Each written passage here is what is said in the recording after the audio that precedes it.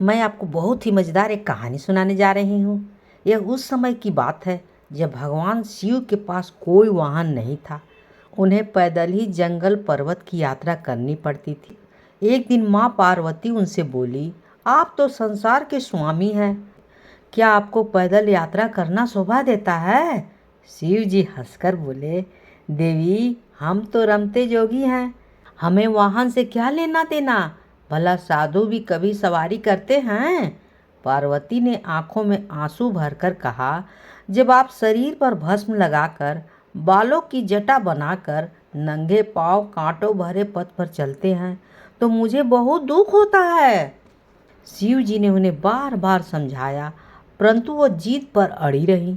बिना किसी सुविधा के जंगल में रहना पार्वती जी को स्वीकार था, परंतु वो शिव के लिए सवारी चाहती थी। भला वाहन किसे बनाए?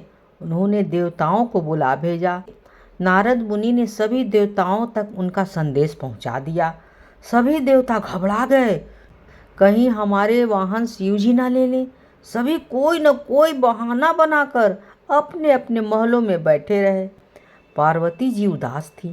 शिव जी ने देखा कि कोई देवता वहां नहीं पहुंचे। उन्होंने एक हुंकार लगाई तो जंगल के सभी जंगली जानवर वहां आ पहुंचे। शिव जी ने उनसे कहा, तुम्हारी माँ पार्वती चाहती हैं कि मेरे पास कोई वाहन होनी चाहिए। बोलो कौन बनेगा मेरा वाहन? सभी जानवर खुशी से झूम उठे। छोटा खरगोश फुदक कर आगे आया, भगवान मुझे अपना वाहन बना लीजिए, मैं बहुत मुलायम हूँ और रोएदार भी हूँ। सभी खिलखिलाकर हंस पड़े। शेर गरज कर बोला, मूर्ख खरगोश, मेरे होते तेरी जरूरत कैसे हुई सामने आकर बोलने की? बेचारा खरगोश चुपचाप कोने में बैठकर गाजर खाने लगा।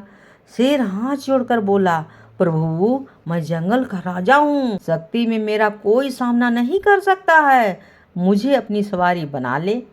उसकी बात समाप्त होने से पहले ही हाथी बीच में बोल पड़ा, मेरे अलावा और कोई इस काम के लिए ठीक नहीं है, समझे? मैं गर्मी के मौसम में अपना सूंड में पानी भरकर महादेव जी को नहवाऊंगा।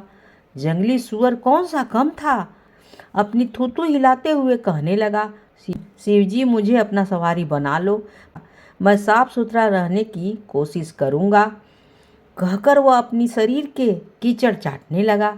कस्तूरी हिरण ने नाक पर हाथ रखा और बोला, छी कितनी गंदी बदबू आ रही है तुम में से, चल भाग यहाँ से, मेरी पीठ पर शिव जी सवारी करेंगे, समझे? उसी तरह सभी जानवर अपना अपना दावा जताने लगे। शिव जी ने सबको शांत कराया और बोले, कुछ ही दिनों बाद मैं सभी जानवर से एक चीज मांगूंगा, जो मुझे वह ला कर देगा वह मेरा वाहन होगा।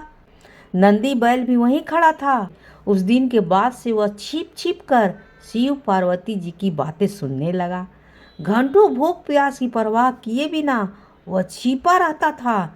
एक दिन उसे पता चल गया कि शिव जी बरसात के मौसम में सूखी लकड़ियां मांगेंगे। उसने पहले ही सारी तैयारी कर ली। बरसात का मौसम आया, सारा जंगल पानी से भर गया।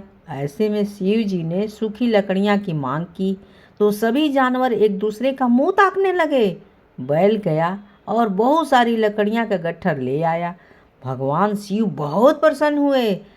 मन ही मन में जानते थे कि बैल ने उनकी सारी बातें सुनी है, फिर भी उन्होंने नंदी बैल को अपना वाहन चुन लिया। सारे जानवर उनकी और माँ पार्वती की जय जयकार करने लगे।